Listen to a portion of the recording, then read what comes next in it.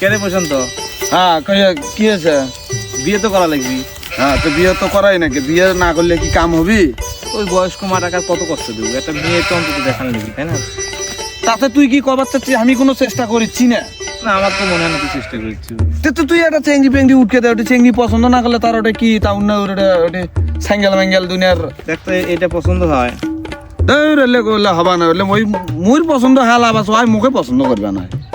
তাহলে একটা কাজ করি দেখ, হ্যাঁ কি ওই যে মেয়েটা দেখতেছিস, ऊंची सैंडल वाली ताली पे मार ताली এই মেয়েটা পছন্দ হয়। মানে ওটা তোর মেয়ে মনে হলো? কোন দিকটা তোর মেয়ে মনে হলো না? মানে ওই হিজড়াটা তো চেঙ্গি মনে হলো। তো তোর জন্য তো ওটাই তো বেস্ট।